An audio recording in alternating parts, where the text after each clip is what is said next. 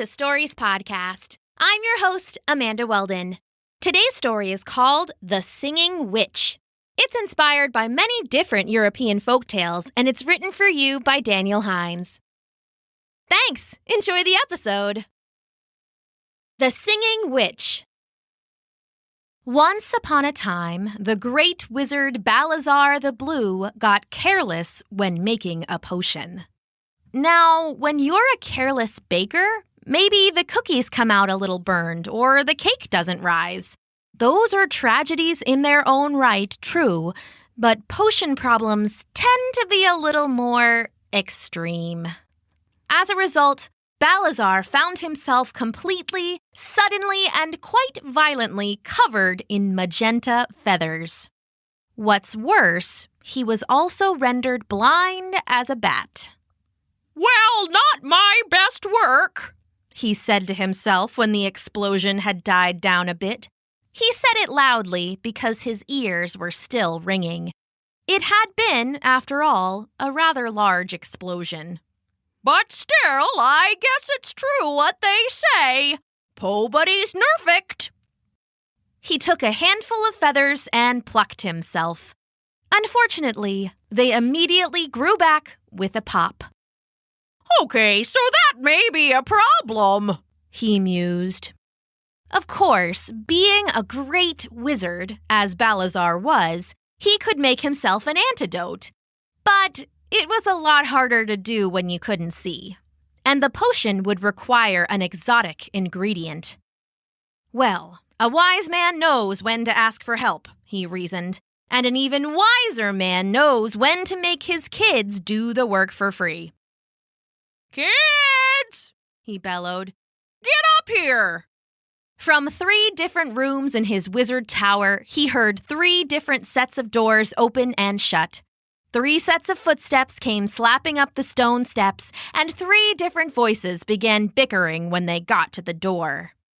Come in, and stop that racket," he said.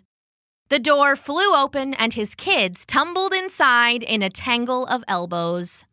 There were his 2 strapping sons, Frog and Newt, and his youngest and only daughter, Fenny. Frog and Newt were both wizardly boys, with neat robes and long beards and smug, bookish faces. The kind of faces that were just dying for a good hex. Fenny, on the other hand, was cut from a different cloth, with a different pair of scissors, and most likely in the dark. Where her brothers and father were the pictures of dignified wizardry, Fenny preferred a more natural, witchy sort of magic. She was forever collecting strange plants and animal parts, spending all her time knee-deep in the bogs and woods around the tower. Every day, she came home awash with dirt and mud and scabs and even a couple particularly witchy warts. Her hair was the worst of it all, though, a famous wreckage. The kind of gnarled mess that people might pay a 5 pence to see. Dreaded and knotted, stretching all the way down her back and always tangled and dirty. Her brothers would tease her, saying that she probably had birds living in there too. But that wasn't fair. Geoffrey the Finch had moved out months ago. Too bad, too. She missed the chickadees peeping in her ears. Now, said Balazar. "As you can see, I've had a little mishap." "You look like a bird fell into a paint bucket," said Frog. "And then just sort of, flapped around like a maniac," offered Newt. "Yeah, that."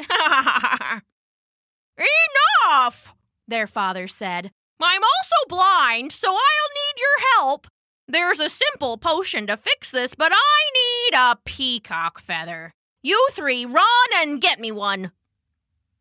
Newt and Frog started to complain at the same instant, but Balazar held up a long-nailed finger, still faintly singed from the explosion. "Bop, bop, bop," he said. "I've recently obtained some very potent lizard tails and a vial of the blackest wolfsbane you've ever seen. Whoever brings me back a feather can have both." That was all the motivation the kids needed. Like a pack of ravening, magical lions, they ran from the tower and started their hunt. Newt and Frog, as always, worked as a team. Together, they looked all day, but they weren't used to being outdoors. They scared off every wild peacock for miles around with their crashing footsteps and loud chatter and occasional buzzing spell. Fenny, though, she was perfectly at home in the forests and was on a first-name basis with at least a dozen peacocks. Well, Nancy the peahen was still mad about the plumage incident, but 11 peacock friends is still pretty good, and Larry was happy to lend her a feather. On her way back to the tower, her brothers saw her walking, bright feather in hand. She had stayed close to the bog, hoping they wouldn't find her there, but they always seemed to find her anywhere. "Look at that," Frog called. "It's the incredible Fenny, the girl with the dead raccoon pelt for hair." They both cracked up laughing. "Why are you walking near the bog?" Newt said. "Looking for some new lice to add to your collection?" Fenny sighed. She was used to being bullied by her brothers and couldn't be bothered to fight. She had the feather. That's what mattered. Thinking of the feather, she tried to tuck it away in her sleeve before they spotted it. She was too late, though. "Hey, look! Old Dirt Hair found a feather," Newt said.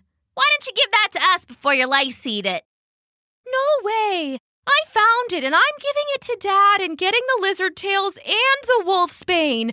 So just leave me alone, please." Her brothers looked at each other darkly. "Well, I guess we'll have to make sure Dad doesn't know you're the one who found it." With that, they whipped out their wands and cast a spell on Fenny before she could even shout. There was a crackle of light and magic. The world swirled like melting marshmallows in hot chocolate. In mere moments, poor Fenny was turned into a reed, one of the long, woody tubes that grew all around the bog. She blended in so perfectly no one would ever find her, and the peacock feather drifted slowly to the ground. When they got home, the brothers gave their father the peacock feather and told him that Fenny had decided to stay in the woods forever. That came as a terrible blow to poor Balazar's heart. As soon as he had brewed the antidote to his feathery problem, he went out looking for her, but he never thought to check the reeds growing along the bog. Eventually, he sadly accepted that she had left him behind. Of course, she hadn't, and poor Fenny was trapped as a reed for days that stretched into weeks that stretched into almost a month. She tried to call for help, but she couldn't speak. She tried to do magic, but she couldn't move. The most she could manage was a faint voice when the wind blew over her top. The wind made all the reeds howl, and with a lot of effort, she could make words. "It's me, Fenny."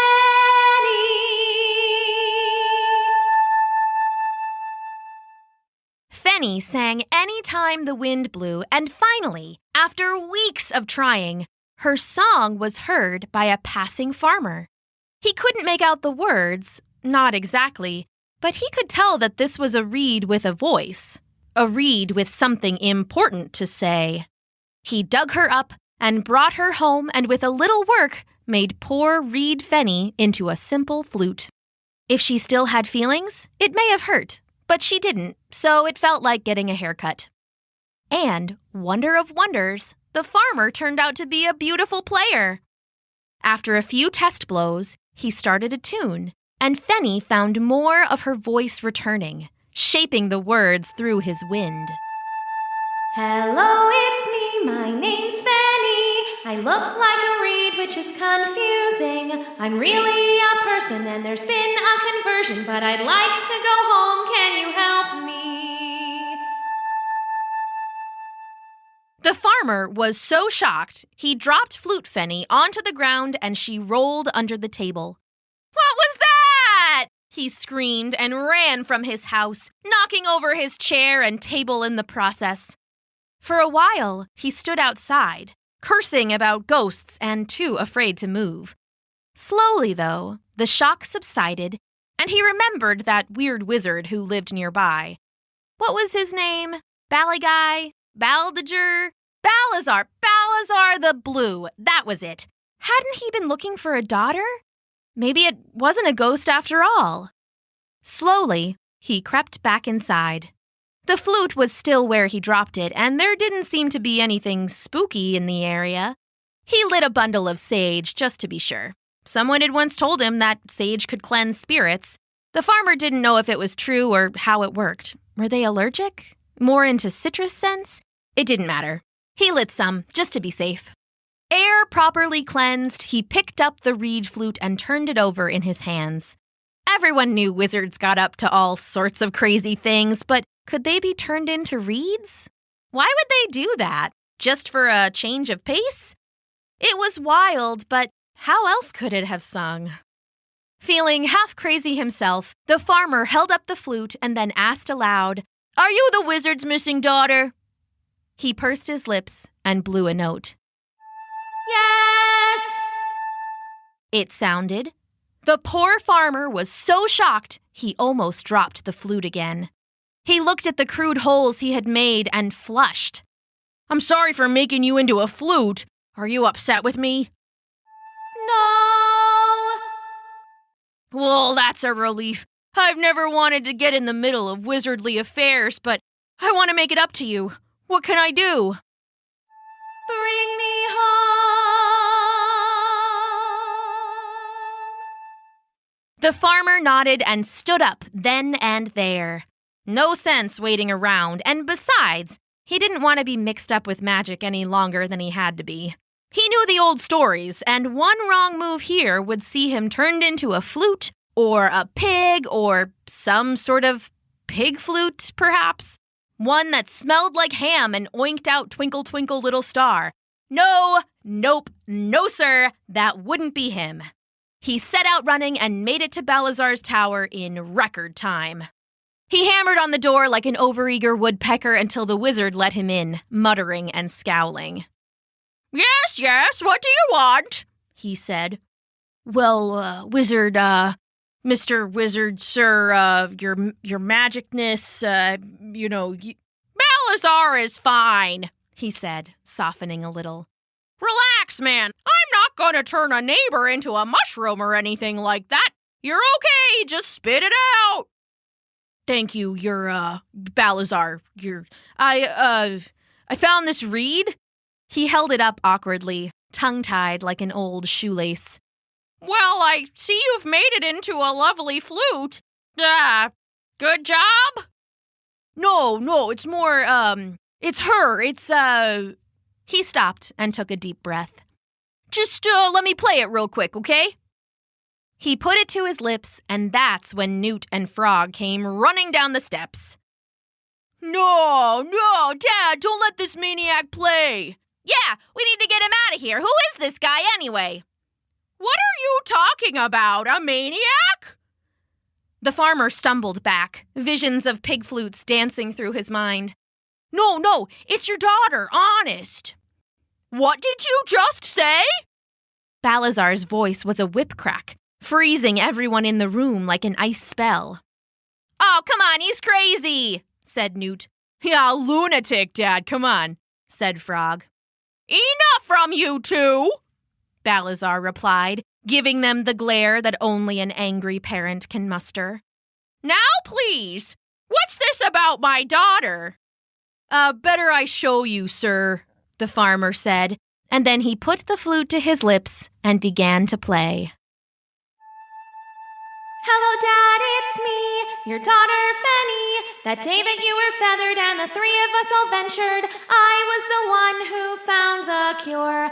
Frog and Newt are immature. They couldn't stand to lose, so they told a lie to you, and they turned me into a reed. Oh, they're so mean to me, but I made it home, you see. Can you turn me back, please?"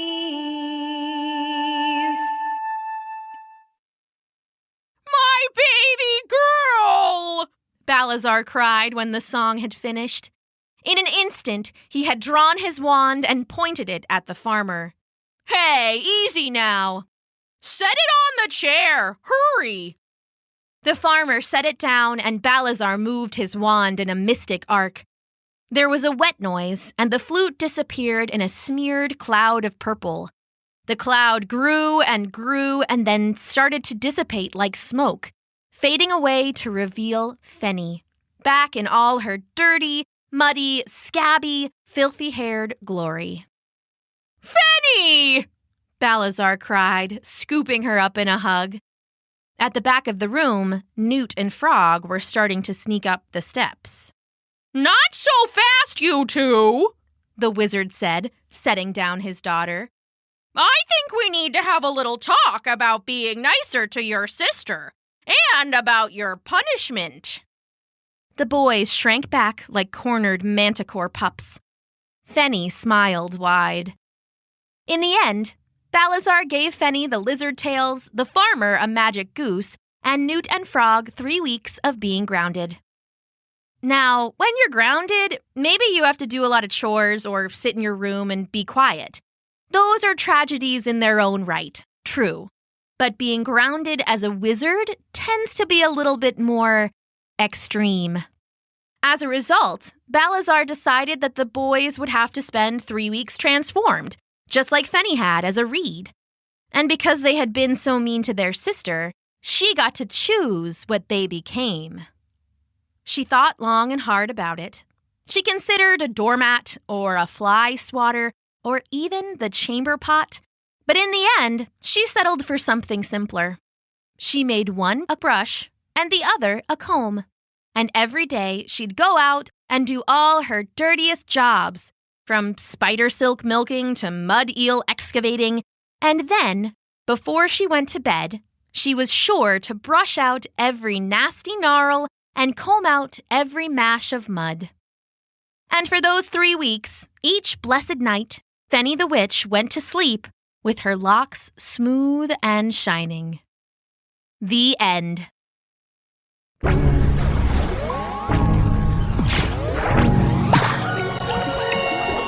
Thanks for listening.